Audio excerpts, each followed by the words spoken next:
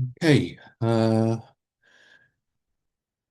we're in Numbers chapter 20 this evening as we continue to see the journey of the Israelites through the wilderness to taking them to the verge of entry to the land of Canaan that God has promised to give them. This is the map that we've been looking at, and we're following the red route, which goes up north from Sinai up towards Kadesh Barnea, and that's where events have been taking place over the past few weeks in our lesson. So we're still in that region this evening as we continue to look at this.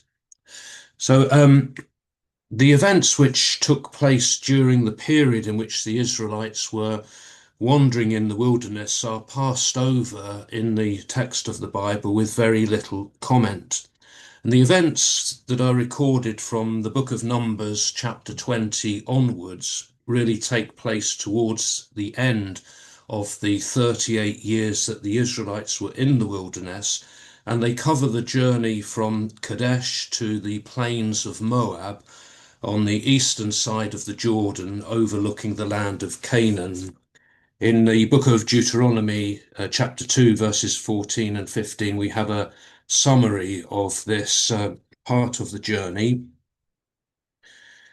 which says, And the time from our leaving Kadesh Barnea until we crossed the brook Zered, and the brook Zered is just on the eastern side of the River Jordan, was 38 years until the entire generation, that is, the men of war, had perished from the camp as the Lord had sworn to them. For indeed the hand of the Lord was against them to destroy them from the camp until they had perished. And if you recall, this is why the Israelites are wandering in the wilderness for this period, and until that generation, that adult generation who had left Egypt, had all died in the wilderness. So Numbers chapter 20 and verse 1 says this, And the people of Israel, the whole congregation, came into the wilderness of Zin in the first month, and the people stayed in Kadesh, and Miriam died there and was buried there. So in the first month of the year, and the year isn't stated in the what year it is isn't stated in verse 1 there, but it's probably the 40th year since the Israelites had left Egypt, which would be the 38th year since God had consigned them to the wilderness. So now they return to the wilderness of Zin and encamp once again at Kadesh Barnea, having marched from Ezion Geber, which was located at the head of the Gulf of Aqaba.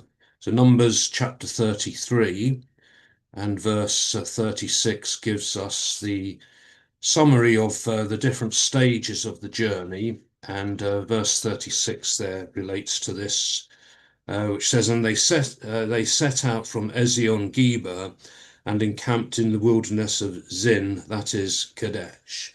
So if you just go back to the map here, we can see Ezion Geber there, if you can see it on the Gulf of Aqaba, that blue area of sea down there. So they've been down in that direction, and now they come back towards Kadesh Barnea.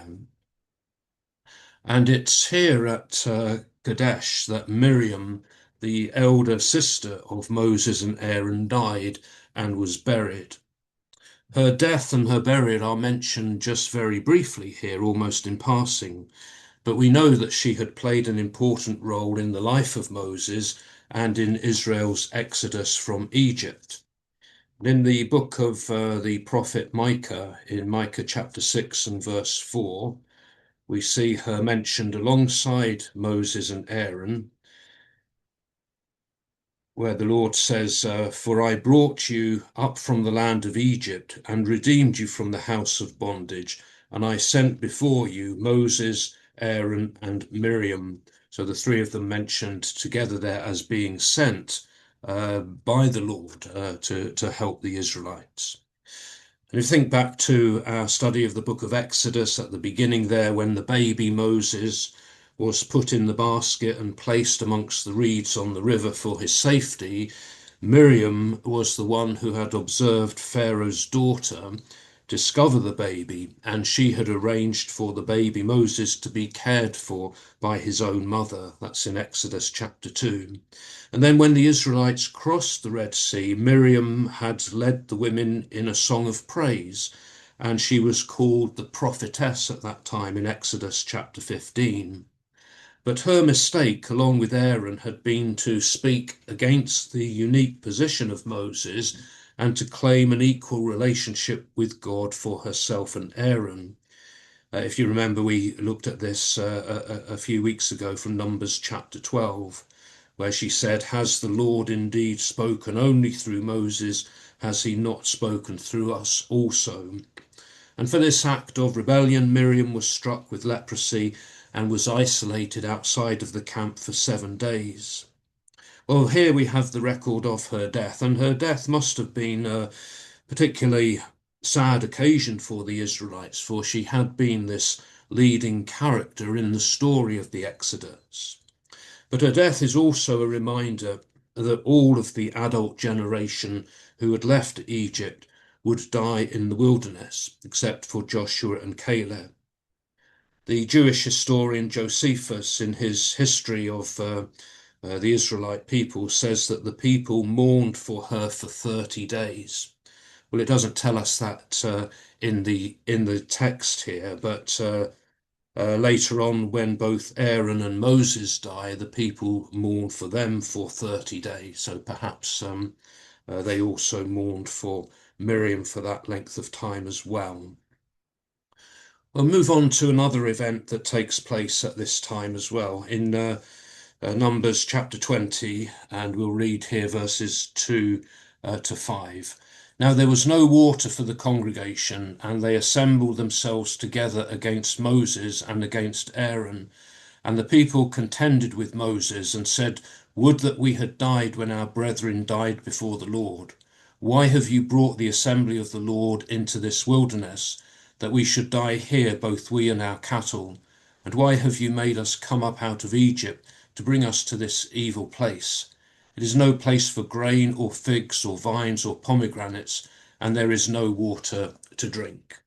So history repeats itself here as the people again complain about the lack of water, as they had done at Rephidim back in Exodus chapter 17, verses 1 to 7. Soon after they had come out of Egypt, they had complained that there was no water for them to drink. Here, Moses and Aaron are the targets of their complaints as they gather against them, and their complaints are expressed in the terms that we are by now familiar with. They express their wish that they had died with their brethren before the Lord. It may be a reference to those previous occasions of rebellion and their consequences when the Lord struck a number of people dead. They question why Moses has brought them out into the wilderness to die along with their cattle. Why has he brought them up from Egypt to this evil place where they say no crops or fruit can be grown and where there is no water? Well, reading on verses 6 to 9 here, we see God gives instructions now to Moses and Aaron concerning this. Then Moses and Aaron went from the presence of the assembly to the door of the tent of meeting and fell on their faces. And the glory of the Lord appeared to them, and the Lord said to Moses, "Take the rod and assemble the congregation, you and Aaron your brother, and tell the rock before their eyes to yield its water. So you shall bring water out of the rock for them, so you shall give drink to the congregation and their cattle." And Moses took the rod from before the Lord, as he commanded him. So Moses and Aaron then left the assembly, the group of people, congregation of the people, to go to the door of the tent of meeting, where they fell on their faces. And again, we've seen them adopting that posture on previous occasions as well, that when they're seeking to intercede with God or to pray to God, they fall on their faces. And the glory of the Lord appeared and spoke to Moses, telling him and Aaron to take the rod and to assemble the congregation. And in the sight of the congregation, Moses is to speak to the rock and tell it to produce water for the people and their cattle to drink. So Moses took the rod from before the Lord, and this would be referring to Aaron's rod that had budded, which had been placed, as we saw last week, placed in there in the tabernacle before the Ark of the Covenant.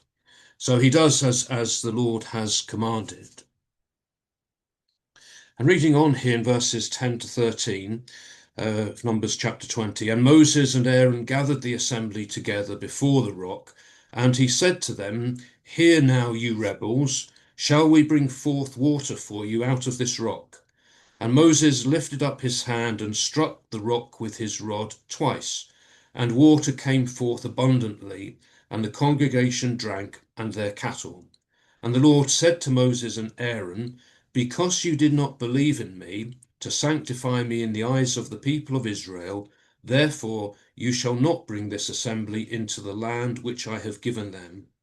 These are the waters of Meribah, where the people of Israel contended with the Lord, and he showed himself holy among them. So Moses and Aaron now gathered the people together at this rock and said to them, Hear now, you rebels, shall we bring forth water for you out of this rock? Moses then lifted the rod and he struck the rock twice, and this abundant supply of water came out to provide drinking water for the people and their cattle. And the Lord then spoke to Moses and Aaron and said to them, Because you did not believe in me to sanctify me in the eyes of the people of Israel, therefore you shall not bring this assembly into the land which I have given them. So there was something happened here. There was something about Moses and Aaron's actions or attitudes that had displeased God. Enough for God to say that they would not be allowed to lead the assembly into the land. Later in chapter 27, verses 12 to 14, Moses makes reference to this prohibition as well. Well, this is just before Joshua is appointed to succeed Moses. The Lord said to Moses, Go up into this mountain of Abarim and see the land which I have given to the people of Israel. And when you have seen it, you also shall be gathered to your people as your brother Aaron was gathered, because you rebelled against my word in the wilderness of Zin during the strife of the congregation, to sanctify me at the waters before their eyes. These are the waters of Meribah of Kadesh in the wilderness of Zin. So God allows Moses to look across and see the land, but tells him that because of this incident at the waters here, Moses will not be allowed to go into the land. And in Deuteronomy chapter 32, verse 51, there's another reference to this here as well. Again, the Lord speaking to Moses here, because you broke faith with me in the midst of the people of Israel at the waters of Meribah Kadesh in the wilderness of Zin, because you did not revere me as holy in the midst of the people of Israel. For you shall see the land before you, but you shall not go there into the land which I give to the people of Israel. And so because of this, then both Moses and Aaron would not be allowed to enter the land. Some reasons are offered or suggested as to what it was that Moses did wrong. On the earlier occasion in Exodus chapter 17, on that occasion, God had told Moses to strike the rock and water would come out. But this time, God told him to speak to the rock. But Moses struck the rock twice with the rod. So was that the reason?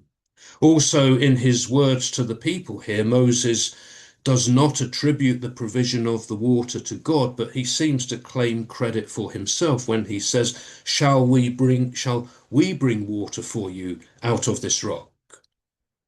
Moses' words and actions come from his frustration and his anger with the people. This is mentioned in Psalm 106, verses 32 and 33, referring to this incident. Psalm 106, verse 32 says, they angered him at the waters of Meribah, and it went ill with Moses on their account, for they made his spirit bitter, and he spoke words that were rash. The psalmist says there that the people angered Moses there, and he spoke rashly. They made his spirit bitter, and he spoke words that were rash. So whatever the cause may have been, God views Moses' behavior here as a lack of faith in him. He says, God says to Moses, because you did not believe in me. Also, Moses had not sanctified God in the eyes of the people. So perhaps he had not shown appropriate respect for God during this incident there in the presence of the people. And the waters at that place then are named the waters of Meribah. The word Meribah means contention. And again, from the earlier incident of Exodus chapter 17, the place where that happened was named Massa and Meribah, two words which mean proof and contention. And here the place is given the name Meribah because we're told that that was where the people of Israel contended with the Lord, and he showed himself holy among them. So through the incident and its consequences for Moses and Aaron, God had shown himself to be a holy God amongst his people. The death of Miriam and the sentence passed upon Moses and Aaron and the complaints of the people all serve to remind us of the sinfulness of mankind and the holiness of God in comparison to that. That what God requires from everyone is faithful obedience, and sin will have its consequences. The people had complained about the lack of water. They needed water to sustain their lives in the wilderness. Today, our need is for the living water that is supplied by Jesus, which will enable us to enter the rest that God has prepared for his people. In John chapter 4, verses 13 and 14, Jesus said to the Samaritan woman at the well, everyone who drinks of this water, referring to the water in the well, will thirst again. But whoever drinks of the water that I shall give him will never thirst. The water that I shall give him will become in him a spring of water welling up to eternal life. And then in John chapter 7, verse 38, Jesus said, he who believes in me, as the scripture has said, out of his heart shall flow rivers of living water. And it's this water that we are to seek, this living water that Jesus is able to provide for us. Well, we move on in the text here in Numbers chapter 20 to see a further incident in recorded in verses 14 to 21. Begin here reading verses 14 to 17. It said, Moses sent messengers from Kadesh to the king of Edom. Thus says your brother Israel, you know all the adversity that has befallen us, how our fathers went down to Egypt, and we dwelt in Egypt a long time, and the Egyptians dealt harshly with us and our fathers. And when we cried to the Lord, he heard our voice and sent an angel and brought us forth out of Egypt. And here we are in Kadesh, a city on the edge of your territory. Now let us pass through your land. We will not pass through field or vineyard, neither will we drink water from a well. We will go along the king's highway. We will not turn aside to the right hand or to the left until we have passed through your territory. The easiest route for Israel to take to enter the promised land of Canaan would be to approach it from the south through the territory of Edom, which lay to the south of the Dead Sea, and then head north through Moab to cross the Jordan from the eastern side. So in preparation for that, Moses sent messengers ahead from Kadesh to the king of Edom to request permission to pass through his land. And Moses makes this diplomatic request on the basis that Israel and Edom are brother nations. Thus says your brother Israel. And we see the origin of both Israel and Edom in the birth of Jacob and Esau, recorded in Genesis chapter 25. Genesis 25, from verse 21. Says Isaac prayed to the Lord for his wife because she was barren, and the Lord granted his prayer, and Rebekah his wife conceived. The children struggled together within her, and she said, If it is thus, why do I live? So she went to inquire of the Lord, and the Lord said to her, 2 nations are in your womb, and 2 peoples born of you shall be divided. The one shall be stronger than the other. The elder shall serve the younger. When her days to be delivered were fulfilled, behold, there were twins in her womb. The first came forth red, all his body like a hairy mantle, so they called his name Esau. Afterward his brother came forth, and his hand had taken hold of Esau's heel, so his name was called Jacob. Isaac was 60 years old when she bore them. This is the origin of Israel and Edom here with Jacob and Esau. Um, the Edomites were descended from Esau. Genesis chapter 36 and verse 1 just mentions this here.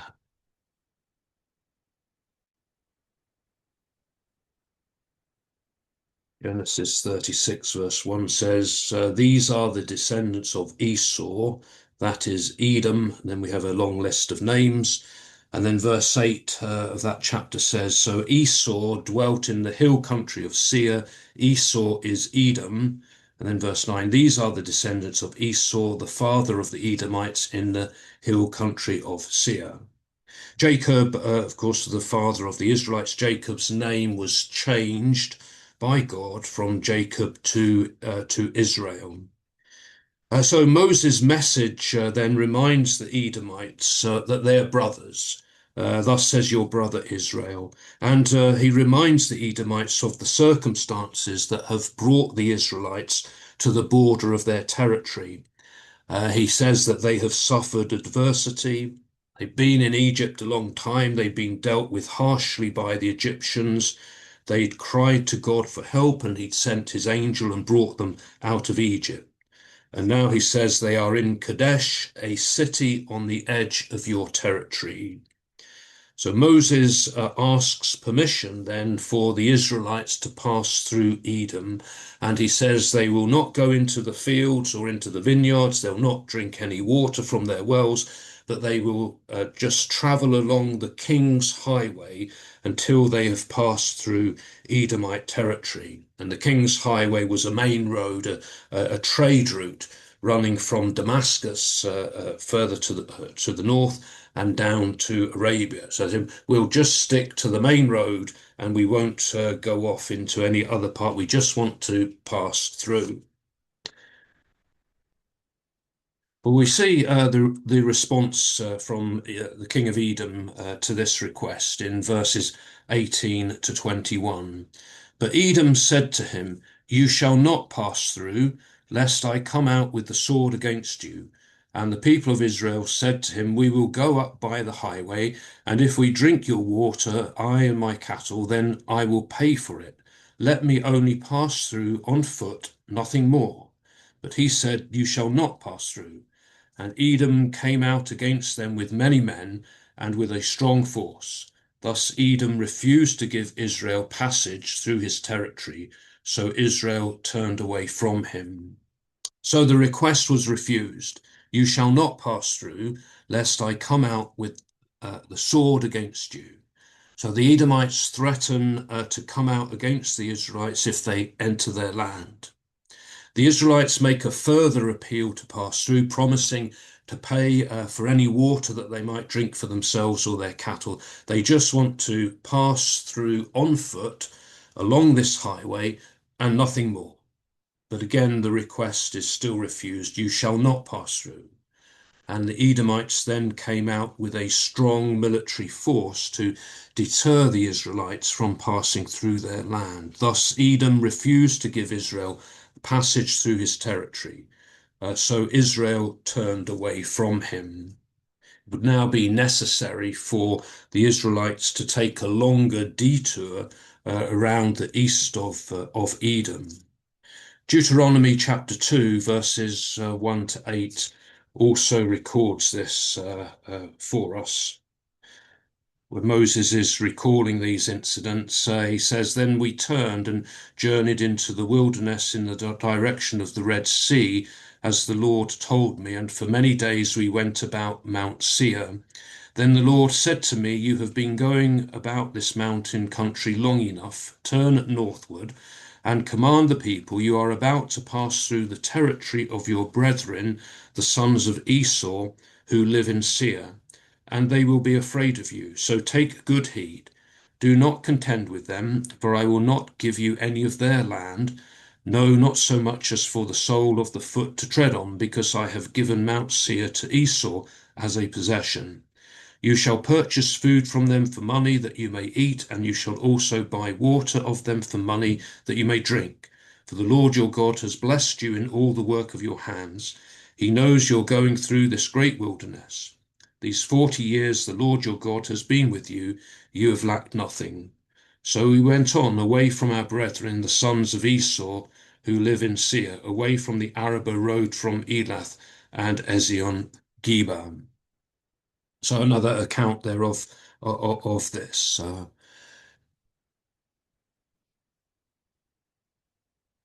That slide should have been moved forward earlier, but never mind. This is the map here where we can see the location of these places. The Israelites have been in that area of the wilderness of Zin around Kadesh Barnea, and we see Edom marked there with the red circle around it just to the south of the Dead Sea. And they want to go through that territory in order to then go up to Moab, and then eventually further north to cross over opposite Jericho on the where the River Jordan is there. But because of Edom's refusal to let them pass through, they would have to take a detour around Edom, traveling further to the east and then north to go into Moab from that direction there. We've marked Mount Hor there as well, which we will be mentioning in just a moment. So reading on here then in Numbers chapter 20, verses 22 to 29, we have now the account of the death of Aaron. And they journeyed from Kadesh, and the people of Israel, the whole congregation, came to Mount Hor. And the Lord said to Moses and Aaron at Mount Hor, on the border of the land of Edom, Aaron shall be gathered to his people, for he shall not enter the land which I have given to the people of Israel, because you rebelled against my command at the waters of Meribah. Take Aaron and Eleazar his son, and bring them up to Mount Hor, and strip Aaron of his garments, and put them upon Eleazar his son. And Aaron shall be gathered to his people, and shall die there. Moses did as the Lord commanded, and they went up Mount Hor in the sight of all the congregation. And Moses stripped Aaron of his garments, and put them upon Eleazar his son, and Aaron died there on the top of the mountain. Then Moses and Eleazar came down from the mountain. And when all the congregation saw that Aaron was dead, all the house of Israel wept for Aaron 30 days. So having been denied passage through Edom, the people moved on then from Kadesh to Mount Hor. The word Hor simply means mountain, so it's just really saying the mountain. And it's on the border of the land of Edom. The location of Mount Hor is uncertain. Some possible sites have been suggested, but no one knows for sure its exact location. And there God spoke to Moses and Aaron, telling them that Aaron shall be gathered to his people. And that's a phrase that's used of the deaths of several others as well, of Abraham, Ishmael, Isaac, and Jacob. When they died or were about to die, it was said that they would be gathered to their people. Later, it's used of Moses as well. And it really speaks of a belief that at death, people will be reunited with their families, with those who have gone before them. And God explains here that Aaron is not allowed to enter the land that he has promised to give Israel because he had rebelled against God's command at the waters of Meribah, as we saw earlier in the chapter here. God instructs Moses then to take Aaron and his son Eleazar, and they are to go up Mount Hor. Aaron is to be stripped of his high priestly garments, and they are to be put upon Eleazar, who will succeed him as high priest. Aaron will die there on the top of Mount Hor. So Moses follows the Lord's commandments, and the people watch as the three of them make their way up the mountain. And there, just as God has instructed, the garments of the high priest are removed from Aaron and they are put on Eleazar. Aaron then dies at the top of the mountain. He was gathered to his people. And this really marked the end of an era.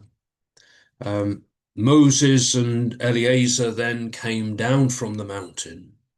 So 3 people had gone up the mountain, but only 2 returned. And when the congregation saw that Aaron was now dead, they wept for 30 days, reflecting Aaron's status within the community, that they honored him with that period of mourning for 30 days.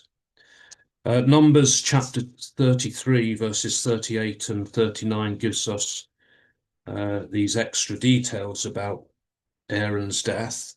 Numbers 33, verses 38 and 39 says, "And Aaron the priest went up Mount Hor at the command of the Lord and died there in the 40th year after the people of Israel had come out of the land of Egypt, on the first day of the 5th month. And Aaron was 123 years old when he died on Mount Hor."